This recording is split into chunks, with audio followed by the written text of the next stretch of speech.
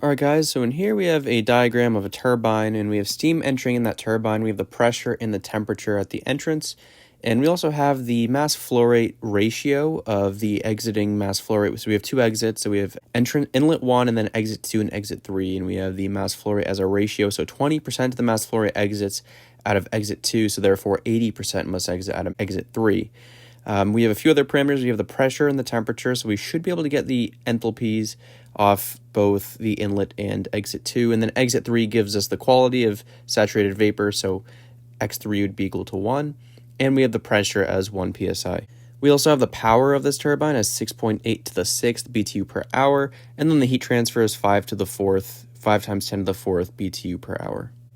We're told we can neglect kinetic and potential energy, and then we're going to be looking for the mass flow rate of the steam entering the turbine, so m.1, and it's going to be in pounds per second. So I'm going to use the first law of thermodynamics, just the energy balance equation, over this turbine, and the reason I'm going to be doing that is because we know that the energy balance equation can isolate for the mass flow rate when you have the heat transfer and the power given on a per unit time basis. So if this were work, aka BTU or BTU per pound, it wouldn't work so well. But because it's BTU per hour, we can definitely find the mass flow rate in pounds per second. So if you recall, the energy balance equation over a turbine would be 0 equals Q dot minus W dot, so the heat transfer minus the power, plus the mass flow rates coming in times enthalpies coming in, so m dot I HI minus m dot E HE, the mass flow rate times enthalpies exiting. So now if we break this equation down a step further, we're going to have that 0 equals the heat transfer Q dot minus W dot, once again, heat transfer minus power. But now we'll break down these summations here. So in terms of our inlets, we only have one inlet, so we're going to have plus m dot 1 H1. And then for the exits, we have two exits, so we're going to have minus m dot 2 H2. And you could add parentheses and add up the exits and subtract them as a whole, or you can just add a subtraction sign now. It really doesn't matter. I'll just add a subtraction sign here. So we're going to have minus m dot 2, or m dot 3, sorry, H3. So now we have to see what we're missing from this equation. So we have our heat transfer and we have our power. We're solving for the mass flow rate, but we still need these three enthalpies. So let's find those now. So basically, to find enthalpy 1, we have P1 equals 1800 psi and T1 equals 1100 Fahrenheit. So we'll go to our properties table, we'll go to A3E, and we'll move down into 1800 psi, and we have our saturation temperature as 621 degrees Fahrenheit. Now we're at 1100 Fahrenheit, which is a lot higher than that, so we're in the superheated region to the right of the vapor dome. So if you go to our superheated table, table A4E, and we go to 1800 psi and we find 1100 degrees Fahrenheit, we have our specific enthalpy as 1542.5, and the unit is in BTU per pound. Next, we'll find H2. So we have 600 psi and 500 degrees Fahrenheit. So let's check out where we are on the vapor dome. So if we go to 600 psi, we have 486. We're barely superheated, but we are superheated nonetheless. So if we go to 600 psi on the superheated tables and we go to 500 degrees, we have an enthalpy of 1216.2 BTU per pound. And last but not least, for exit 3, we have P3 equals 1 psi, and it's a saturated vapor, so therefore it's on the vapor dome, so we can just use the saturated table.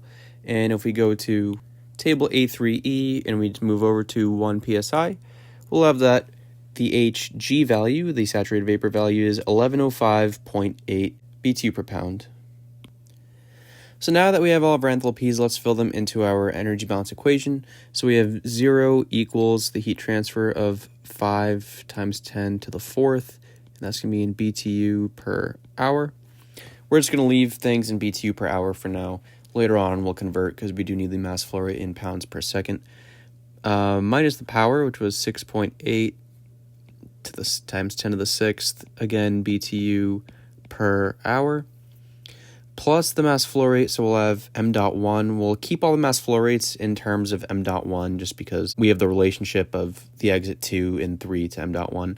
So we'll have times plus m dot 1 times h1, which was 1542.5 BTU per pound mass.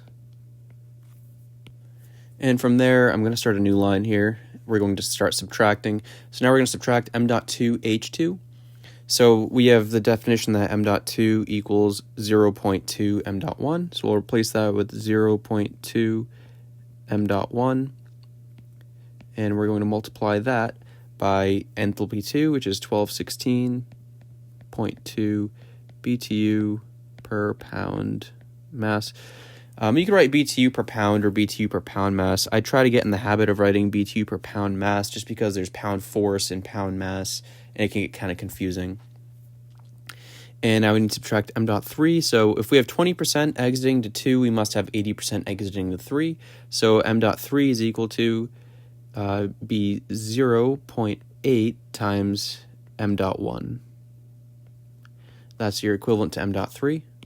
And now we just need to multiply it by h3, which is going to be 1105.8 BTU per pound mass. Also, before I do move on, I actually almost forgot that the heat transfer is actually from the turbine into the surroundings. So therefore, our heat transfer of 5 to the 4th is actually going to be negative. So we have negative 5 to the 4th BTU per hour. And now if you just simplify this expression, you'll have that 0 equals negative 6.85 times 10 to the 6th BTU per hour plus 414.62 BTU per pound mass, and that's times the mass flow rate of m dot 1. So all this is the heat transfer minus the power gives you negative 6.85 to the 6th BTU per hour, and then if you do m dot 1 times enthalpy 1, m dot 2 times enthalpy 2, and m dot 3 times enthalpy 3, it'll simplify into this little expression over here. And now if you just solve for the mass flow rate, you'll have that m dot 1 equals 16,521.15, and that's going to be currently in pounds per hour. I should say pound mass per hour. So to get from pound mass per hour to pound mass per second, all you have to do is divide by 3600, and you should have that the mass flow rate equals 4.5892. That'd be pound mass per second.